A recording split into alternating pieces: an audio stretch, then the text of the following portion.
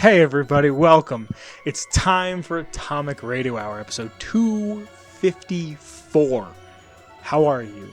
You look fantastic. My name is Vince, your host, and I'm here with my very good friend, Sir.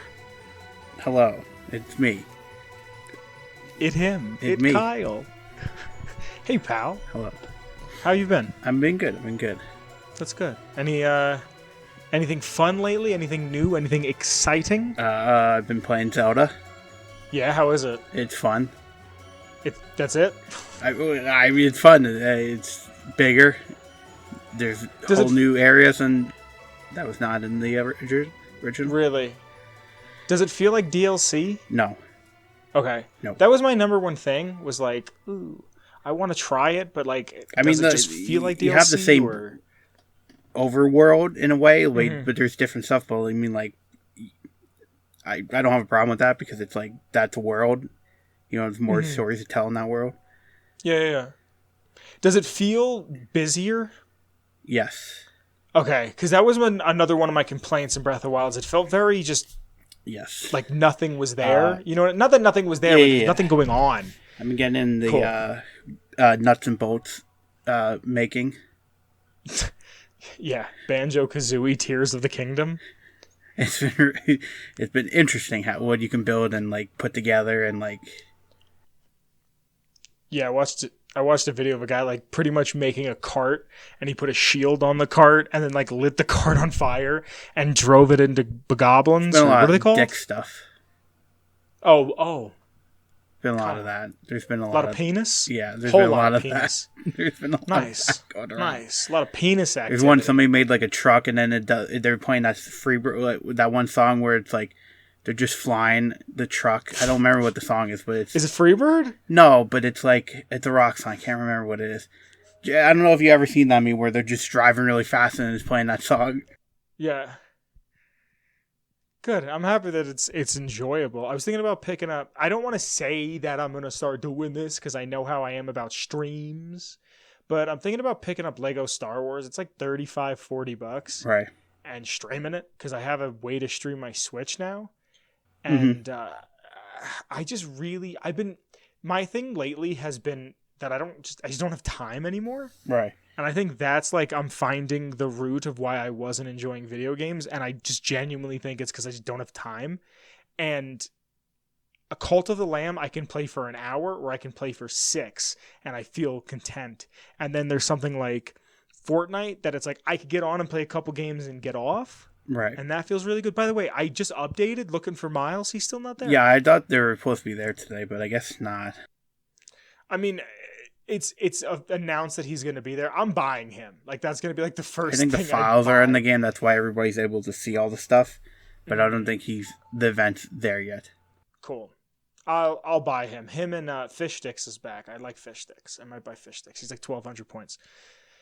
Anyway.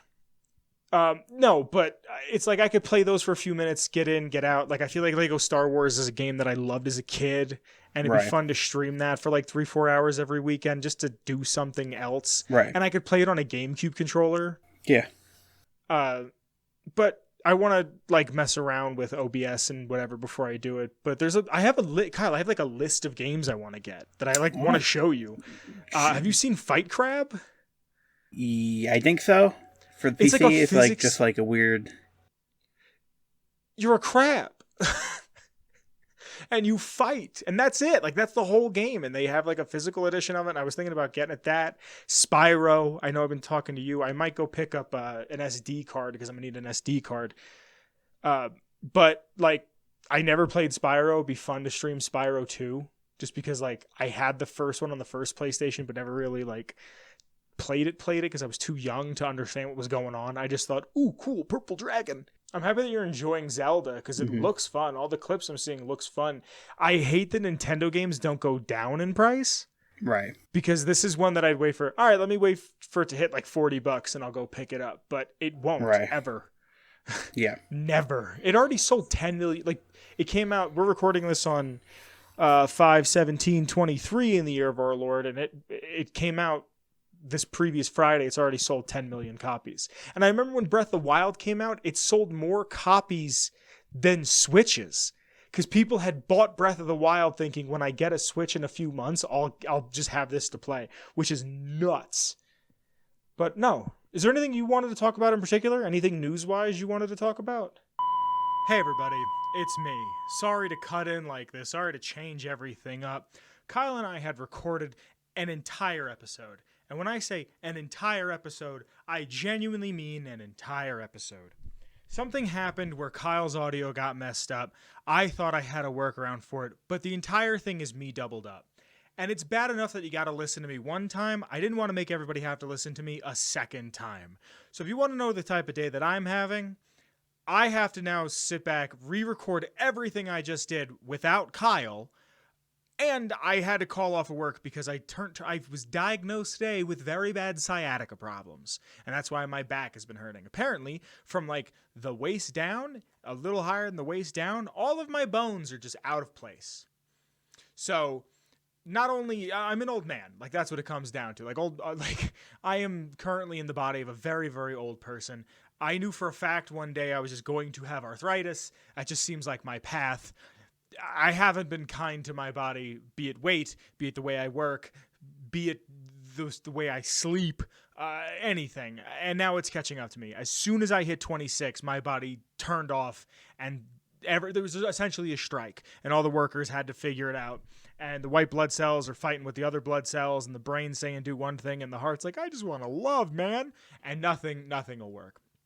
So I'm here to re-record everything. It was a nice conversation Kyle and I had. We talked about Redfall and how it's an atrocious mess, and we talked about where we think Microsoft is headed. We talked about what's going on with Sony. Kyle's coming back next week. So when you hear this, Kyle will be back next week, presumably, unless something changes. He said he was coming back so we could talk about all the Sony stuff. We talked about the Sony press conference that's going to be an hour long and how we wanted to see a new Sly Cooper and we wanted to see the next Factions game for The Last of Us and we wanted to see a bunch of stuff. And we talked about how Microsoft is slowly losing its own identity, even if it didn't have one to begin with, because 360 was such a powerhouse of a generation. And then the Xbox One happened and no one really knows what happened during that generation because everyone went from PS2 to 360 to PS4.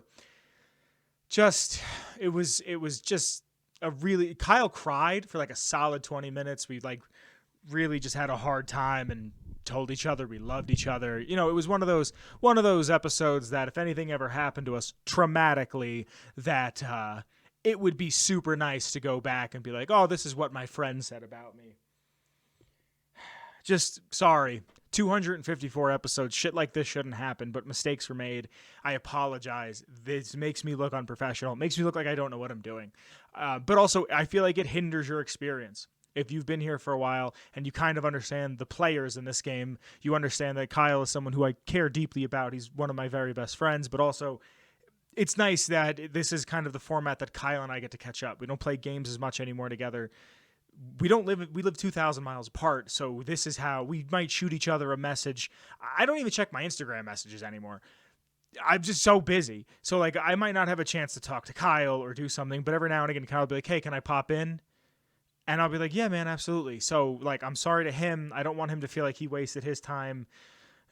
Now that I think about it, that's the biggest problem is that I feel like maybe he feels like he wasted his time. And I didn't want that to happen at all. He was here. I'm happy that he was here. Looking at it on the bright side, looking at everything with a positive lens, I've been trying to do. It was nice that I got to spend time with my friend. It sucks that I have to redo this, but you know, you push the boulder. Sisyphus pushes the boulder uphill. But I also have a con that I'm going to tomorrow, so I can't even just say, hey, let me see if I can get Kyle back and do all this other stuff. I'm going to Comic-Con. It's more of a toy convention, but still, I'm going to an event tomorrow that I purchased tickets for, and I have sciatic problems. I had a grown man like grab on my butt and push and tell me to breathe, and couldn't not laugh the whole time like a child. And tomorrow, standing hurts a little bit, but it's getting a little better. So please forgive me that I have the mic stand here. Please forgive me if this is not up to par. I apologize. I really, really do. If you've listened to the show once or if you listen to the show 253 times, I think it comes across that this is a labor of love. I do this because I love it. I enjoy it. It's an outlet for me. It's something creative, and it keeps me regimented. It's a schedule. I record this. I record this day. I edit this day. It's up this day. Like it's nice. Structure is good. Children love structure, and what are we? Just children cosplaying adults at this point in our lives. We're never gonna own homes, and sorry, but I need to get into this lore because I thought if I can't give you anything else, I could at least give you this lore. But before I talk about any lore, I have to thank the Patreon. And because of the Patreon, the show gets bigger and stronger. And hey, at the $1 tier, your voice is heard in choosing the lore. This week's lore was chosen by the Patreon via poll, which I'll get into in just a moment. But at the $10 tier, if you were in the $10 tier and you got to listen to this episode recorded live, you've essentially heard an episode that no one else is going to hear. You get more bang for your buck, because if something like this happens and I mess up, you got to hear an episode that's never going to be released, but then you got to listen to a second episode. That's the film live before a studio audience tier, $10 a month, every Wednesday, about 8:30 Mountain Standard Time. You can sit down. Discord is a beautiful place. You can sit down on the Discord, listen to the entire episode, have a gay old time. There's some people I have to thank for their support. Starting at the top, I have to thank the OG Noah. Thank you, Noah. After Noah, I have to thank Danny. After Danny, I have to thank Marcus. Thank you, Marcus. After Marcus, I have to thank Mellow Millhouse. Thank you to Mellow Millhouse. And last but certainly not least, I have to thank Captain Lennox. Thank you to Captain Lennox. Because of your... I hate saying the term "you people," but because of these people's admiration and their love and their support of me, the show can continue to get bigger and better. And in moments like this, I remember that even when I mess up massively, it's really not that bad. Even if it's going to take me an extra, 4 hours to edit this. I thank you. I love you. And I thank you again. And I love you again. You mean the world. So I go to the Patreon, and like I said, if you want to be a part of the show in any capacity, we have a tier list on the Patreon for where you can join in. And even at the $1 tier, the cheapest tier, you get to have a voice in what the lore for the week is. I'll go in there and I'll put a poll, and I want to do something from the older games, and I chose either Killian Darkwater from Fallout 1 or President Dick Richardson from Fallout 2.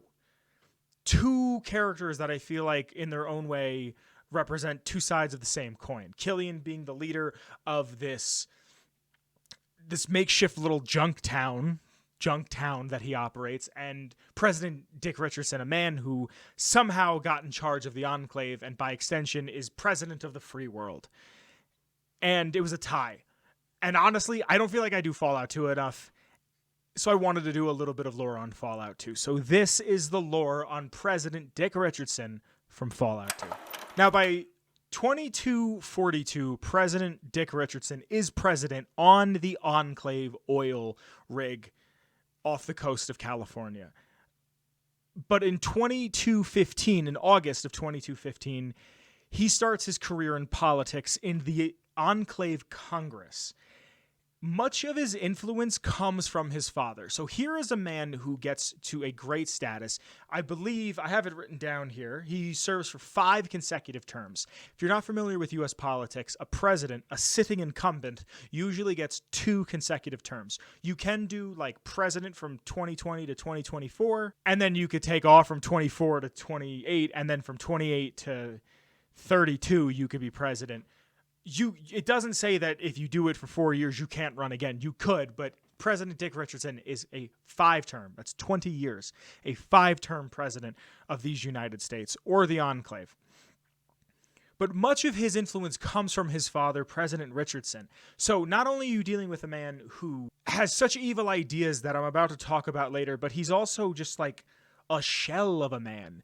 In my notes, I have he himself is a very nervous fella, very shifty. Not shifty in the sense of he's stealing, but shifty in the sense of they portray him as he never knows how to sit still and he never knows what's going on. He gets lost in thought and just kind of off in the distance. So he's more of a face than anything. And after doing all this research, in my opinion, it seems like he just okays things, but Frank Horrigan is kind of the dude in charge. Not officially. Like, if they needed to, they could overpower any decision Frank could come to the president with, but it's a 15-foot man in a suit of advanced power armor. And I'd like to preface all of what I'm saying by saying that I get all of my lore off of the Fallout wiki, fallout.fandom.com, the Nukipedia, if you will. And a lot of this is taken from the Fallout Bible, which is written for the older games. A lot of Fallout 1 stuff, a lot of Fallout 2 stuff, some pre-war stuff, some post-war stuff that takes place in between games. It's not considered canon by the wiki itself because it's not a canon source, but I consider it canon because it comes from the original writers, and anything to not be taken from the Bible I feel like goes against what Fallout should be at its core, which is a critique of capitalism in modern day and all this other fun stuff. So I consider the Fallout Bible to be canon, and like I said, a lot of what I'm referencing comes from that. Now, Dick Richardson was elected president in 2220. He enters the office on March 5th of 2220, and like I said, will run as president for 5 solid terms. The Enclave communications officer, when you talk to him trying to get your way to the oil rig, he can respond to you through one of the dialogue options with, and everything's always tighter out here at Enclave, and the fucking president's watching like a hawk. This is a man who ruled through fear and surveillance. A man who can't show you reason why you're supposed to follow him, why you're supposed to have faith in them, you're supposed to believe in the words that come out of their mouth, will punish you for having questions. And any regards of any sort of a complaint was disloyalty. It was essentially an act of treason against Enclave, against the United States of America. And he took that power and ran with it. Another thing he could say when you ask him, the Enclave communications officer, you can say that you're here, the chosen one, the player character, can say that they're here to fix something. And he goes, ain't that the truth? Just don't let anyone who's got the president's ear hear that.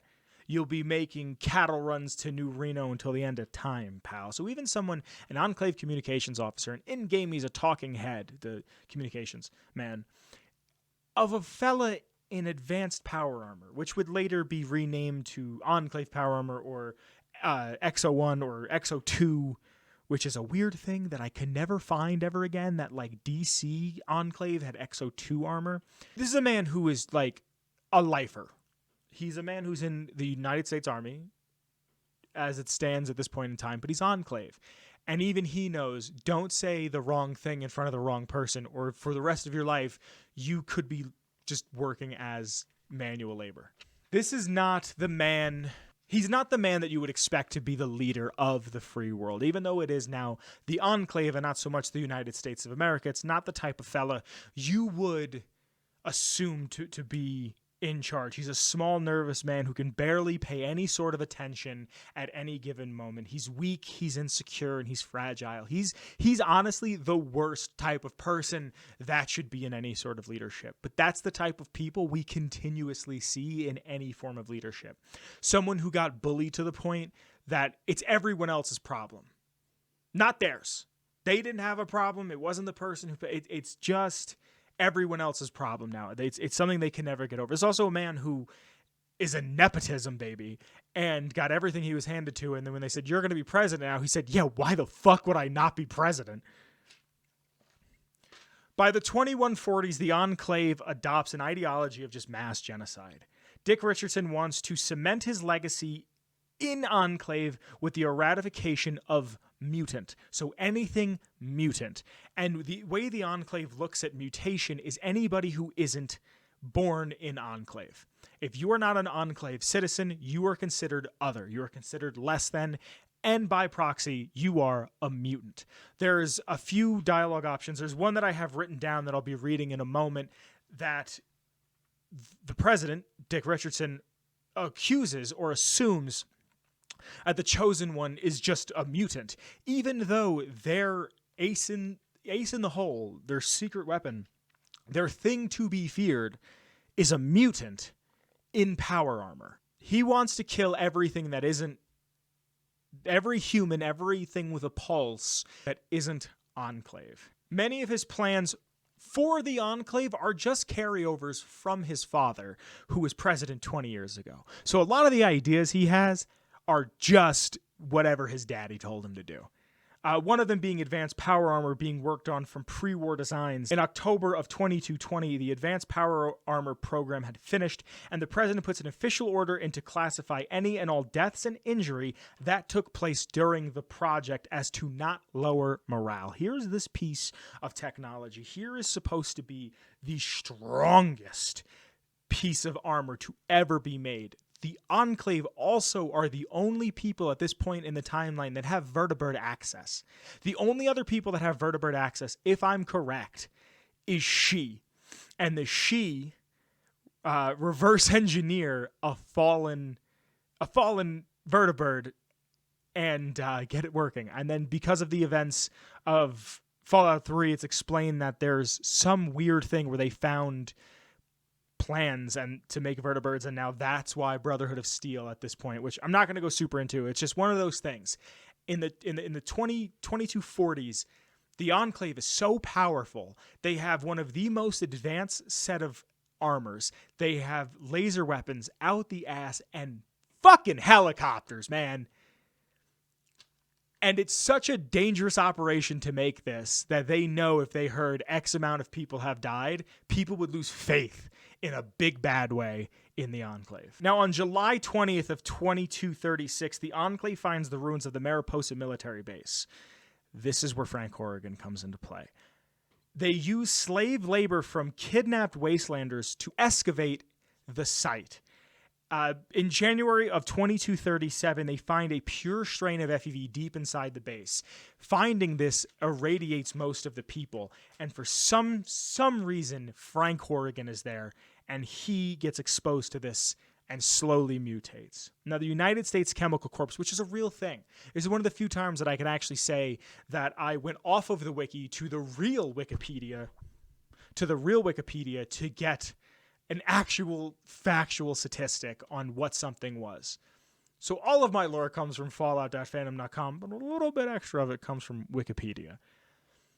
The U.S. Chemical Corps was founded in 1918, June 28th of 1918. It's a branch of the U.S. Army. It's tasked with defending against chemical, biological, radiological, and nuclear weapons. Now, the Enclave has reinstated this post-war. And by the guy who's in charge of it during the 2240s has the greatest name ever, Lieutenant Colonel Dr. Charles Curling. And if you're a Fallout fan, you might recognize Curling from somewhere, and I'll tell you in a minute. They immediately began developing the FEV, the pure strain they found at Mariposa, into a viable toxin. And in 2241, 4 years after the discovery, they make FEV Curling 13. Curling 13, named after Dr. Curling, Lieutenant Colonel Dr. Charles Curling, and the fact that they used this strain to experiment on civilians that were considered pure from Fall 13 because they hadn't been exposed to radiation. Some of them had, some of them haven't. The Enclave wanted to eradicate the entire mainland of the United States using this version of FEV. Anyone that did not have the immunization shot would die a horrible death. Now, you can talk to Dick Richardson. You could talk to him a lot, the president of Enclave. You can talk to him quite a bit. And the Chosen One can say, just because everyone out there doesn't have the exact copy of your DNA doesn't give you a license to exterminate them. President Dick Richardson will reply with, "Oh, I don't relish the decision. If there was any other way, but there isn't.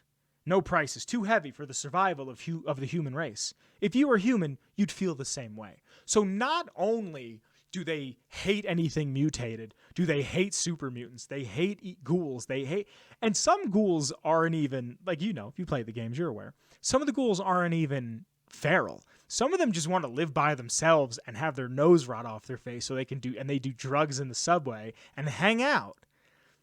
But now if you do not have blonde hair and blue eyes, you gotta go. Anyone who isn't Enclave is considered to be a mutant.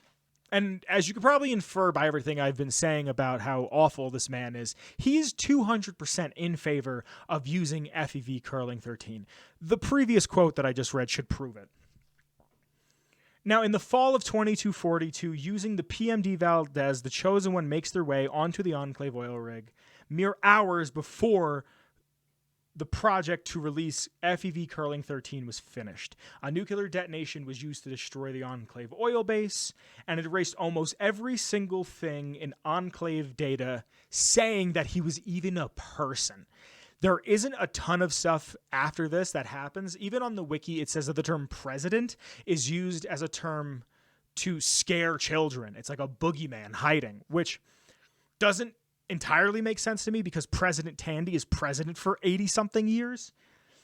But there is a reference to him in Fallout 3. John Henry Eden, the then president of the Enclave, says all of the presidents from Washington to Richardson, implying that they've kept going with presidency all throughout. But they got rid of like one of the core rules. Like the reason why presidents have the ability to do 2 terms of 8 years is because after 8 years, the first president, George Washington, went, all right, I'm kind of done. And they use that. I think it's Taft or Roosevelt is the only president, I think, to get 3 terms. And after that, he walked away. And then after that, they were like, hey, maybe, not 12 years of presidency. And they went back to 8. They set the standard of 8 based on what the first president, George Washington, did. John Henry Eden might be one of the only things that really remember who Richardson are. But his entire personality is an amalgamation of every single president that had ever been a part of the U.S. system. You can talk to President Richardson about a lot of stuff.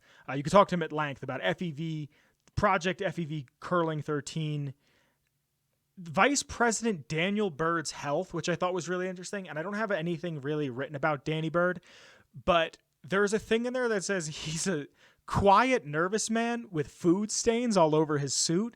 I don't know what the process of a vice president is in the Fallout universe, especially at this point in time, but it's usually the president picks who he wants his running mate to be. So I picture these guys as boyhood friends, and they're both just like bumbling idiots. Like they were just like chubby losers. Because that's what I get from Dick Richardson. He's just kind of like a chubby dude. Like he's schlubby. He refuses to just shave his head. He's balding. Like he's probably really into something niche that's kind of like cute and endearing, but he's a monster. But he's only a monster because everybody around him his entire life has told him, you have to be a monster. Just a really interesting cat. You can talk about the vice president's health, China, the Great War, the true purpose of the vaults, mutation, the fate of the Chosen One's fellow villagers, and a myriad of other stuff. He's a character that I feel like not a ton of people know about. There's a few videos floating around about him. I haven't seen them in preparation of this. But he's a character who I feel like should be more known by the fan base. I feel like a lot of fans really only know Fallout 4 and Fallout 76, and that's fine if that's your starting point. But imagine getting into Final Fantasy 17 and not wanting to go back and see anything else. I get if older games really aren't your bag. There's a wiki. But anyway, that's really all I have to say about President Dick Richardson, one of the presidents of the United States. One of the last presidents of the Enclave, if it is to be believed that the Enclave is completely gone at this point. And that's all I really have for this week's lore. Like I said, I'm so sorry about this week. I don't mean to just apologize. But it's just, I feel like something like this is inexcusable. Come back next week. I'm going to do everything in my power to make sure this doesn't happen again next week. Because let me tell you, it's killing me. Come back next week because Kyle and I are going to talk about the PlayStation event that happened. It's happening Wednesday, this coming Wednesday, which is the 20th, 21st, 22nd, 23rd, 24th?